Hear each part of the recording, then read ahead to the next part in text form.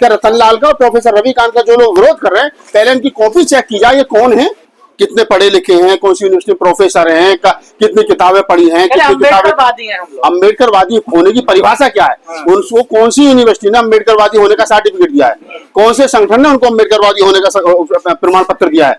ये अनपढ़ और कुपढ़ लोगों की जमात है। इनको पता है कि अच्छा रतनलाल कांग्रेस में चले गए तो हरिजन बन गए, ये परिजन बन गए, ये पता नहीं कौन कौन से जन बन गए, ये बहुजन नहीं बने। अरे भाई बहुजन क्या है पहले बता तो दो। कहीं बाबा साहब डॉक्टर अम्बेडकर ने कहा कि हम बहुजन है? ये बहुजन शब्द ही बेईमानी अपने आप में। अच्छा जी, हाँ, ये बहुजन शब्द ही बेईमानी अपने आप में। मैं कह रहा हूँ तुमसे, मायावती जी ने कितनों के लिए दरवाजे खोल रखे हैं, मायावती जी ने कितनों के साथ बैठ करके चाय पी है, मायावती जी ने कितने लोगों के साथ में बैठ करके कहा कि आओ हम मिलकर के लड़ाई लड़ेंगे। अरे तुम अपना दरवाजा खोलोगे नहीं, तुम अपने दरवाजे में किसी को घुसने नहीं दोगे और तुम कुंडली मार करके बैठ जाओगे घर में। तुम लोग जो रतनलाल का विरोध कर रहे हो, मुझे अच्छा लगता जो बहुजन समाज पार्टी के बहुत बड़े मतलब हितैषी बन रहे हैं, वो कभी मायावती जी के लिए भी पोस्ट लिखते, ट्वीट करते कि बहन जी हमारे समाज के इतने पढ़े लिखे लोग जो समाज के लिए रोल पढ़ रहे हैं, आप इनको पार्टी में शामिल करिए, प्रवक्ता बनाइए, जिम्मेदारी दीजिए। मैं कांग्रेस का फेवर नहीं कर रहा हूँ, मैं कांग्रेस का नेता नहीं हूँ, मैं कांग्रेस का प्रवक्ता नहीं हूँ। मेरा सवाल सिर्फ और सिर्फ इतना है कि जो लोग रतनलाल को, रविकांत को गलत ठहरा रहे हैं, पहले इनसे सवाल किया जाए तुम कौन हो।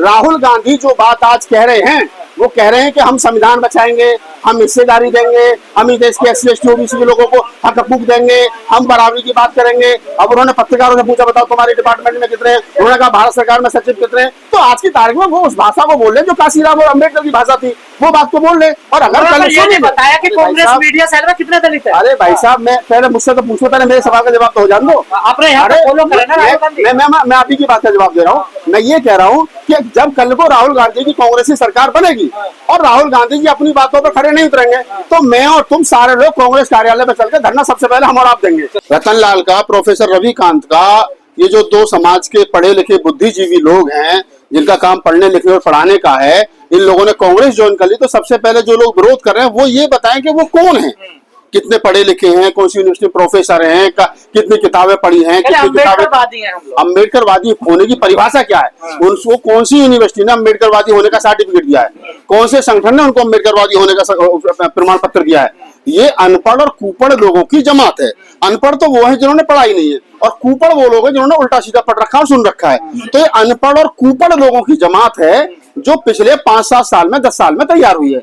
ये इनमें जो भी लोग हैं, जिन भी संगठनों से वो आते हैं, ये वही लोग हैं। इन विचारों को एक लाइन में हुक्मरान बनने का एक फॉर्मूला जो वो दे दिया गया है। ना इनको रोड पर लड़ना है, ना उनको कोई संगठनात्मक काम करना है, ना उनको लोग जोड़ने हैं, ना उनको इनके पास में कोई विजन है, ना इनको पढ़े लिखे लोगों की जरूरत है, ना इनके पास में कोई इंटेलेक्चुअल टीम है। इनको पता है कि अच्छा रतनलाल कांग्रेस में चले गए तो हरिजन बन गए, ये परिजन बन गए, ये पता नहीं कौन कौन से जन बन गए, ये बहुजन नहीं बने। अरे भाई बहुजन क्या है पहले बता तो दो।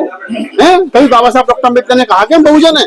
ये बहुजन शब्द ही बेईमानी अपने आप में। अच्छा जी, हाँ, ये बहुजन शब्द ही बेईमानी अपने आप में। मैं कह रहा हूँ तुमसे, और ये जितने बहुजन का कॉन्सेप्ट लेकर के घूम रहे हैं, इनसे पूछा जाए बहुजन की परिभाषा क्या है, क्या बाबा साहब डॉक्टर अम्बेडकर ने कभी बहुजन शब्द का कहीं इस्तेमाल किया है धम्म के अलावा? आप भी तो करते हैं। हम तो नहीं करते। हम तो कहते हैं कि इस देश के जो SC ST OBC माइनॉरिटी हैं, उनकी समस्या एक है। अगर वो एक प्लेटफॉर्म पर आ जाएंगे तो ठीक है, लेकिन हमें तो देखने को मिलता है कि आधे से ज्यादा तो SC ST OBC जो दलितों का शोषण अत्याचार कर रहा है, जाट गुजर यादव पटेल कुर्मी, बताओ कौन नहीं कर रहा।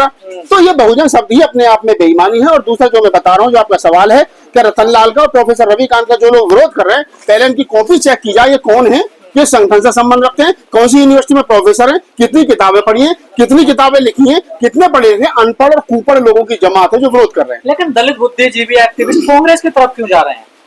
अच्छा एक बात बताइए, पिछले 20 साल से 28 साल से प्रोफेसर रतनलाल दिल्ली यूनिवर्सिटी में पढ़ा रहे हैं। रविकांत जी पिछले 10 साल से बोल भी रहे हैं, प्रोफेसर रतनलाल बोल रहे हैं, लक्ष्मण यादव बोल रहे हैं। वो तमाम लोग जो बहुजन एकाकी की बात कर रहे हैं, जो 85% समाज की बात कर रहे हैं, जो कह रहे हैं भाई हम सब एक हैं, मायावती जी ने कितनों के लिए दरवाजे खोल रखे हैं, मायावती जी ने कितनों के साथ बैठ करके चाय पी है, मायावती जी ने कितने लोगों के साथ में बैठ करके कहा कि आओ हम मिलकर के लड़ाई लड़ेंगे। अरे तुम अपना दरवाजा खोलोगे नहीं, तुम अपने दरवाजे में किसी को घुसने नहीं दोगे, और तुम कुंडली मार करके बैठ जाओगे घर में। और इस देश में SC ST OBC के हक हकूक की रोज लूट हो रही है, वोट की लूट हो रही है, नौकरी की लूट हो रही है, संविधान चलाया जा रहा है। बीजेपी नारा दे रही है हमें 400 पार, तुम एक बार सीट दे दो हम संविधान बदल देंगे, और तुम्हारा मौन समर्थन उन पार्टियों के साथ है। तो भाई इस देश के दलित इंटेलेक्चुअल की क्या ड्यूटी बनती है? कहाँ जाए वो बैठ करके तुम्हारी तरह तमाशा देखे क्या? वो बाबा साहब डॉक्टर अम्बेडकर के दिए हुए हक हकूक को लूट जाने दे। तो कांग्रेस को ही क्यों चुना जा रहा है? और भी तो भाई पार्टी जब लड़ाई ही दो हिस्सों में हो रही हो, एक हिस्सा वो है जो संविधान को बचाने की बात कर रहा है और एक हिस्सा वो है जो संविधान को बदलने की बात कर रहा है। तो बताइए रतनलाल जैसे, रविकांत जैसे, राहुल नागपाल जैसे आदमी को कहाँ जाना चाहिए? क्या संविधान को बदलने वाले लोगों के साथ जाना चाहिए? नहीं ना, संविधान बचा रही है भाई साहब मेरे हिसाब से तो बचा रही है, हाथ में संविधान लेकर के घूम रहे हैं वोट की चोरी के लिए। आज भी राहुल गांधी जो नहीं और बचाना अलग होता है। भाई साहब जब घूमेंगे तभी तो बचेगा। राहुल गांधी के हाथ में चुनाव आयोग तो है नहीं, राहुल गांधी के हाथ में देश की कोई प्रधानमंत्री कुर्सी तो है नहीं। राहुल गांधी और इंडिया गठबंधन के हाथ में इस समय जो चीजें हैं वो ये है देश के अंदर सरकार की गलत नीतियों के खिलाफ एक माहौल तैयार करना। राहुल गांधी जो है वो नेता प्रतिपक्ष है और नेता प्रतिपक्ष की जिम्मेदारी बनती है कि सरकार की गलत नीतियों के खिलाफ लोगों के अंदर एक तरीके से कहीं ना कहीं वो जागरूकता पैदा करे। तो वो कर रहे हैं अपने काम को ईमानदारी। और जो लोग शांत बैठे हैं वो चाहे दलितों की पार्टी के नेता हो चाहे कोई भी हो, उन पर सवाल है, उन पर प्रश्न चिन्ह है, उन पर आज नहीं 20 साल के बाद में ये सवाल खड़ा किया जाएगा, पूछा जाएगा कि जब देश में संविधान बदलने की बात चल रही थी तब तुम कहाँ थे और तुम्हारी खामोशी किस तरफ? लेकिन वर्गीकरण का सबसे ज्यादा विरोध करने वाले आप लोग थे और कांग्रेस इसका समर्थन कर रही है। देखिए मैं क्या कर रहा हूँ, वर्गीकरण हुआ सुप्रीम कोर्ट के आदेश पर हुआ। सबसे पहले हरियाणा में बीजेपी सरकार ने लागू किया, उसके बाद में अब जो लोग चाहते थे कि वर्गीकरण उनके फायदे में है वो बीजेपी सरकार में दिल्ली में लागू करवाना चाहते हैं। अगर कहीं पर कांग्रेस ने उसको लागू किया है या कोई, मैं कह रहा हूँ, मैं मेरी बात सुनिए ना, सुप्रीम कोर्ट का आदेश है, कुछ लोग लागू कर सकते हैं कुछ लोग लागू नहीं कर सकते, ये सवाल अलग है। लेकिन मैं इस बात को कह रहा हूँ कि वर्तमान समय में, चलिए मैं मान भी ले रहा हूँ कि वर्गीकरण उन्होंने लागू कर दिया, हम लोग विरोध कर रहे थे, लेकिन वर्गीकरण लागू होने के बाद में मैं 3 साल के बाद में सवाल करूंगा ना कि जो लोग खुश हो रहे थे कि वर्गीकरण के बाद हमें कुछ मिल जाएगा, मैं पूछूंगा कितनी नौकरियां मिली, वो सेकेंडरी सवाल है। जिनको मिलेगा वो भी हमारे लोग हैं, जिनको ना मिलेगा वो भी हमारे लोग हैं। हमारा विचार क्लैश नहीं हो रहा है। अगर किन्हीं लोगों को ये लगता है कि दलित समाज में कुछ जातियां ऐसी जिनको नहीं मिला है तो अच्छी बात है, मिल जाना चाहिए, मुझे कोई दिक्कत थोड़ी है उससे। लेकिन जिनको मिलेगा वो भी मेरे लोग हैं, मुझे कोई मेरे बाहर के लोग नहीं है। लेकिन सवाल वर्तमान में वर्गीकरण का नहीं है, वो सवाल 1.5 साल 2 साल पुराना हो गया।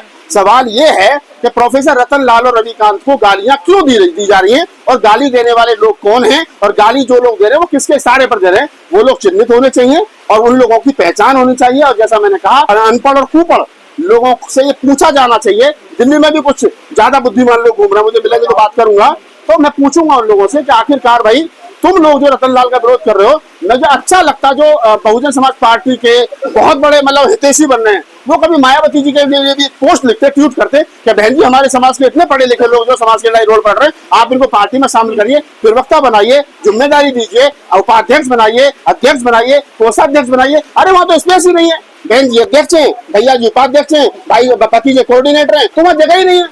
देखिए बहुजन समाज पूरी जिम्मेदारी के साथ कर रहा हूँ, बहुजन समाज पार्टी एक प्राइवेट लिमिटेड फर्म है जो परिवार की है।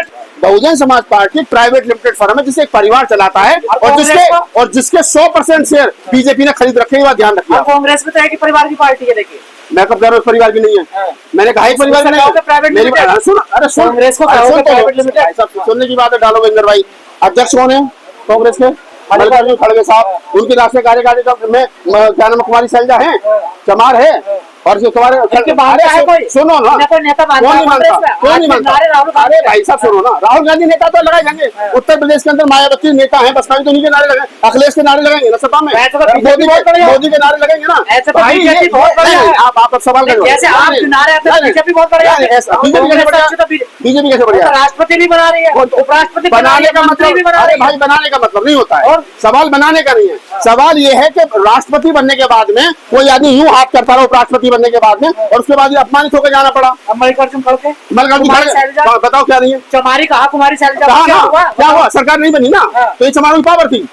अगर कुमारी शैलजा को किसी गुट ने चमारी कहा हरियाणा के अंदर और उसके बाद सरकार नहीं बनी तो ये चमारों की पावर है, आप इसको इग्नोर नहीं कर सकते हो। और ये बात राहुल गांधी को खूब अच्छे तरीके से पता है कि इसलिए सरकार नहीं बनी।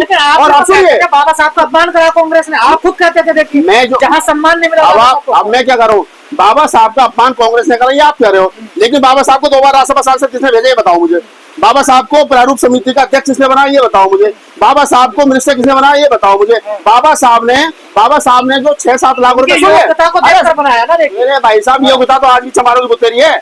मोदी सरकार में योग्यता की डिग्री लेकर के रोड पे हांटते घूम रहा है, कोई 10,000 की नौकरी नहीं दे रहा, बाबा साहब कोई 10,000 की नौकरी नहीं दे रहा। अरे मैं उस समय नहीं था ना, मैं उस समय होता तो बनवाता, मैं अब हूँ, अब बताओ किसको बनवाना है, अब बताओ ना। सुनिए पहले, सुनिए बाबा साहब जिस सीट से जीतते हाँ। हैं, फलाना सीट की, क्या वो कांग्रेस की? देखिए वर्तमान समय में बात करिए, अतीत में जाओगे तो बहुत सारी बातें कहिए सुन लेंगे। मैं कांग्रेस का फेवर नहीं कर रहा हूँ, मैं कांग्रेस का नेता नहीं हूँ, मैं कांग्रेस का प्रवक्ता नहीं हूँ। मेरा सवाल सिर्फ और सिर्फ इतना है कि जो लोग रतन लाल को, रविकांत को गलत ठहरा रहे हैं, पहले इनसे सवाल किया जाए तुम कौन हो, तुम कौन हो? बाबा साहब का जो कॉम्युनल अवार्ड का जो सपना था वो भी पूरा करेगी कांग्रेस। अरे भाई साहब मुझे बताओ किसका लिया था, किसका? अरे सुने यार ज्यादा डीप उसमें मत जाओ। वर्तमान समय में लड़ाई संविधान बचाने की है। जब देश आजाद हो गया, देश आजाद होने के बाद में जो हमको मिला है वो बचना चाहिए। लड़ाई ये है, देश आजाद होने से पहले मेरे चाची के मुंह छुआ करती, मुझको चाचा कहता था, मुझे आएंगी। वर्तमान उस समय सुनिए पूना पैक्ट हुआ ना, पूना पैक्ट महात्मा गांधी और डॉक्टर अम्बेडकर के बीच हुआ, सुनिए हुआ ना, वो उसी पूना पैक्ट को डॉक्टर अम्बेडकर ने 10 साल तक सेलिब्रेट किया ना, उसी पूना पैक्ट से नौकरियां निकली, उसी पूना पैक्ट से सब कुछ मिला। और वही जो डॉक्टर अम्बेडकर महात्मा गांधी के बीच का समझौता था। अरे भाई साहब, बाबा साहब डॉक्टर अम्बेडकर की भाषा है, बाबा साहब डॉक्टर अम्बेडकर कहने का उनको फिर तक निर्वाचन नहीं मिला तो उसका मतलब ये नहीं हमारा भाव नहीं होगा। बाबा साहब की स्टेटमेंट मेरी नहीं है ना, कांग्रेस से मेरी तो नहीं। मैं पत्रकार हूँ, मैंने उस दिन भी आपसे पूरी जिम्मेदारी के साथ कहा था और आज भी कह रहा हूँ कि अगर राहुल गांधी जो बात आज कह रहे हैं, वो कह रहे हैं कि हम संविधान बचाएंगे, हम हिस्सेदारी देंगे, हम इस देश के SC ST OBC के लोगों को हक हकूक देंगे, हम बराबरी की बात करेंगे। अब उन्होंने पत्रकारों से पूछा बताओ तुम्हारे डिपार्टमेंट में कितने, उन्होंने कहा भारत सरकार में सचिव कितने। तो आज की तारीख में वो उस भाषा को बोल रहे जो काशीराम और अम्बेडकर की भाषा थी, वो बात को बोल रहे। और अगर कल ये नहीं बताया कि कांग्रेस मीडिया सेल में कितने दलित है। अरे भाई साहब, मैं पहले मुझसे तो पूछो, पहले मेरे सवाल का जवाब तो हो जान दो। अपने यहाँ पे फॉलो करें ना राहुल गांधी। मैं आप ही की बात का जवाब दे रहा हूँ। मैं ये कह रहा हूँ कि जब कल को राहुल गांधी की कांग्रेसी सरकार बनेगी और राहुल गांधी जी अपनी बातों पर खड़े नहीं उतरेंगे, तो मैं और तुम सारे लोग कांग्रेस कार्यालय में चलकर धरना सबसे पहले हम और आप देंगे, ठीक है? और दूसरी बात सुन लो, आपके सवाल को और मजबूत कर देता हूँ। आपने कहा कि कांग्रेस में कितने हैं? बहुजन समाज पार्टी हमेशा से बात कर रही है कि निजी क्षेत्र में आरक्षण होना चाहिए। अब मेरा सवाल यहाँ पर यह बसपा के लोगों से जवाब दें कि जो कंपनी आकाश आनंद जी चला रहे हैं, जो कंपनी आनंद जी चला रहे हैं, उनके भाई, उन कंपनियों में कितने शेड्यूल कास्ट के लोग हैं? पहले वो भैया बताएं।